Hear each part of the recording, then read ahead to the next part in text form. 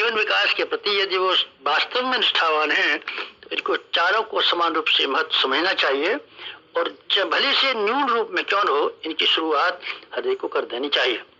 इसके चारों के बिना हमारा आत्मिक जीवन समुन्नत न हो सकेगा और हमारी आत्मा का उत्कर्ष अथवा व्यक्ति निर्माण का उद्देश्य पूरा न हो सकेगा।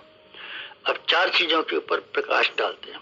उपासना और साधना, इन दोनों चीजों को मिलाकर के एक पूरी चीज बनती है। उपासना का अर्थ यह है कि हम भगवान का भजन करें, नाम लें, जप करें, ध्यान करें, साथ साथ हम इस बात के लिए भी कोशिश करें कि हम भगवान के नजदीक आते जाएं, भगवान हमारे में समाविष्ट होता जाए और हम भगवान में समाविष्ट होते जाएं, अर्थात दोनों एक हो जाएं। एक होने से मतलब यह है कि दोनों की इच्छाएं, दोनों की गतिविधियां, दोनों की क्रिया पद्धति, दोनों के दृष्टिकोण एक जैसे रहें।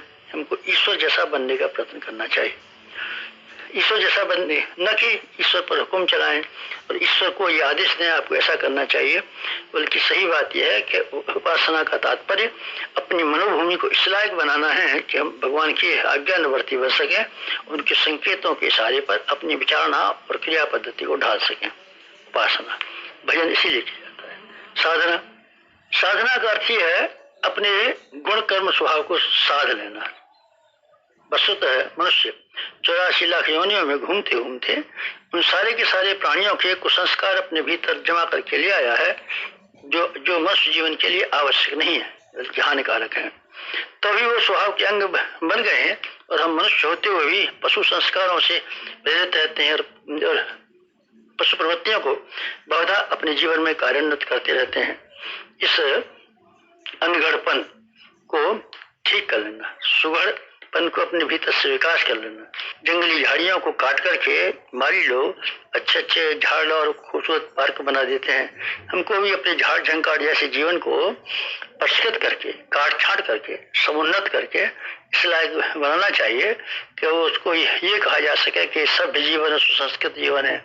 इसके लिए हमको नित्य ही आत्मनिरीक्षण करना चाहिए, अपनी गलतियों पर गौर करना चाहिए, उनको सुधारने के लिए कमर कसनी चाहिए और अपने आप का निर्माण करने के लिए हमको आगे आगे बढ़ना चाहिए। दूसरों के दुख हमारे दुख, दूसरों के सुखों में हम सुखी रहें, इस तरह की वृत्तियों का अगर हम विकास कर सकें तो कहा जाएगा कि हमने जीवन साधना करने के लिए प्रयास किया और जितनी सफलता पाई, कहा जा सकता है कि हमने उतनी जीवन साधना की सिद्धि प्रख्यात है। जीवन की साधना की सिद्धि में किसी प्रकार के संदेह की गुंजाइश नहीं है। अन्य किसी बात में तो संदेह की गुंजाइश भी है। देवी देवताओं की उपासना करने पर हमको फल मिले न मिले कह नहीं सकते, लेकिन जीवन की साधना करने का परिणाम निश्चित रूप से भौतिक और आध्यात्मिक दोनों ही जीवनों में लाभ के रूप में देखा जा सकता है। साधना के बाद में दूसरा नंबर आता है स्वाध्याय का। स्वाध्याय हमारी मन की मलिनताओं को धोने के लिए अत्यधिक आवश्यक है। दृष्टिकोण और विचार प्राय वही जमे रहते हैं हमारे मस्तिष्क में जो कि बहुत दिनों से अपने पारिवारिक और अपने मित्रों के सानिध्य में हमने सीखे और जाने हैं। हमको श्रेष्ठ विचार अपने भीतर धारण करने के लिए श्रेष्ठ पुरुषों का सत्संग करना चाहिए। ये सत्संग कैसे हो सकता है? सत्संग केवल पुस्तकों के माध्यम से संभव है, क्योंकि विचारशील